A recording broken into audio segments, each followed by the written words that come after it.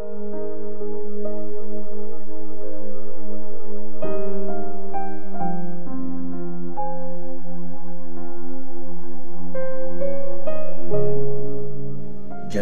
chapter 52. Ang pagbaksak ng Jerusalem. 21 years old si Zedekiah nang maging hari sa Juda at naghari siya ng 11 years sa Jerusalem. Si Hamutal na anak ni Jeremiah na taga-Libna ang nanay ni Zedekiah. Ginawa niya ang masama sa paningin ni Lord gaya ng ginawa ni King Jehoiakim.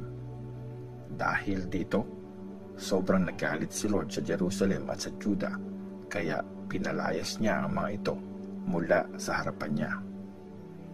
Nagrebelde si Zedekiah laban kay King Nebuchadnezzar ng Babylonia. Kaya noong 9 na taong paghari ni Zedekiah, sa 10 araw ng 10 buwan, sinalakay ni Nebuchadnezzar ng Babylonia at ng buong army niya ang Jerusalem. Nagtayo sila ng mga tambak ng lupa sa palibot ng city. Tumagal ang pagsalakay hanggang sa 11 na taon ng paghahari ni Zedekiah.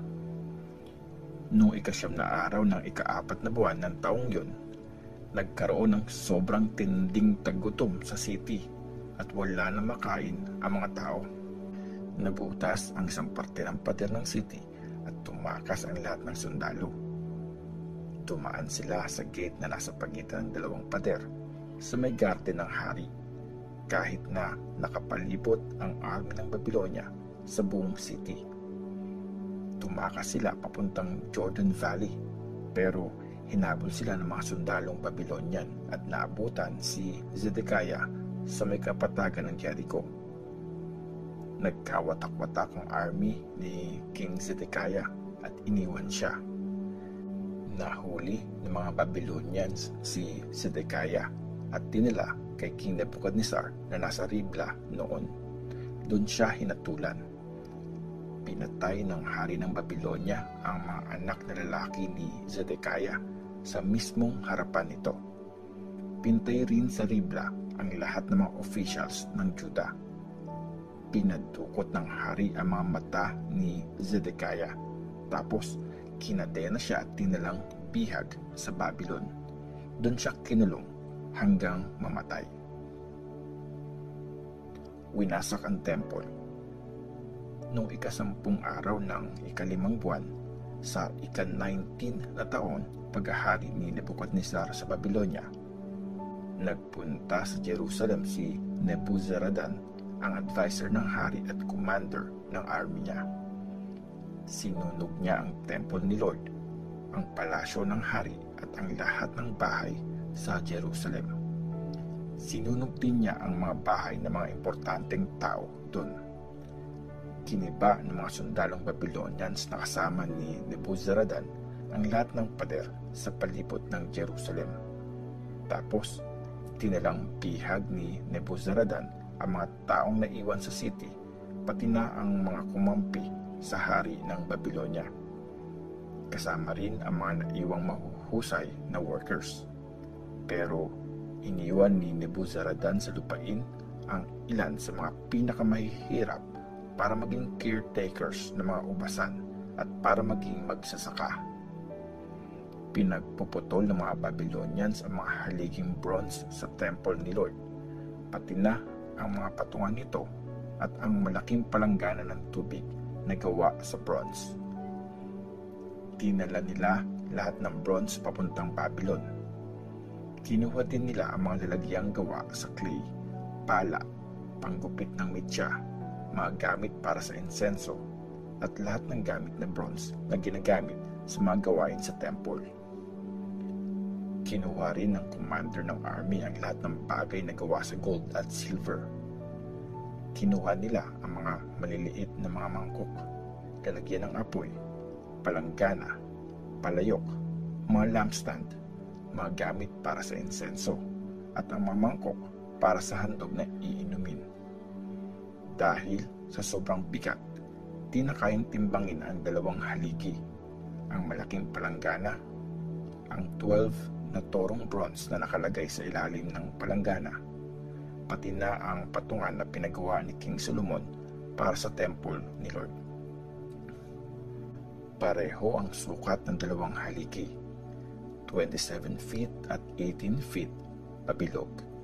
3 inches ang kapal ng bronze at walang laman ang loob nito. May decoration na gawa sa bronze ang tuktok ng haligi. May taas na 7.5 feet ang decoration. May decoration din na parang lambat at mga pomegranates ang paligid nito. Pareho rin ang sukat at design ng pangalawang haligi na may decoration ding pomegranates. Merong 96 pomegranates sa mga gilid nito at 100 pomegranates ang makikita sa palibot nito. Dinalang bihag sa Babylonia ang mga taga-Juda. Dinalang bihag din ni Nebuzaradan sina Seraya na high priest, Zephaniah ang priest na pangalawa sa rank, at ang 3 bantay ng pinto sa temple. Kinuha rin mula sa city ang officer na namumuno sa mga sundalo, ang 7 lalaki mula sa council ng hari na naiwan sa city, ang sekretary na may hawak sa record ng mga sundalo, at ang 60 na lalaki na natagpuan sa loob ng city. Pinihag silang lahat at dinala ni Nebuzaradan sa hari ng Babylonia na nasa Ribla. Pinapatay sila ng hari ng Babylonia sa Ribla sa lupain ng Hamath. Dinalang bihag ang mga taga-Juda at inalis sa sarili nilang lupain. Ito ang bilang ng mga taong dinalang bihag ni Nebuchadnezzar noong ika-7 taon ng paghahari niya, 3,023 na taga-Juda. Noong ika-18 na taon ng paghahari niya, dinala ni Nebuchadnezzar ang 832 na tao mula Jerusalem. Noong ika-23 na taon ng paghahari ni Nebuchadnezzar, kinuha ni Nebuzaradan na commander ng army ang 745 na taga-Juda. Lahat-lahat, 4,600 ang mga dinalang bihag. Pinalaya si Jehoiakim. Nung naging hari ng Babylonia si Evil-Merodach, nagmagandang loob siya at pinalaya si King Jehoiakim ng Juda. Nangyari ito noong ika-25 na araw ng ika-12 na buwan ng ika-37 na taong pagiging bihag ni Jehoiakim. Naging mabuti ang pakikitungo ni Evil-Merodach kay Jehoiakim at binigyan ito ng posisyon na mas mataas ang karangalan kaysa sa ibang haring naging bihag din sa Babylonia. Pinayagan si Jehoiakim na hubarin ang damit niyang pangpreso at araw-araw siyang kumakain sa table ng hari hanggang sa araw ng kamatayan niya.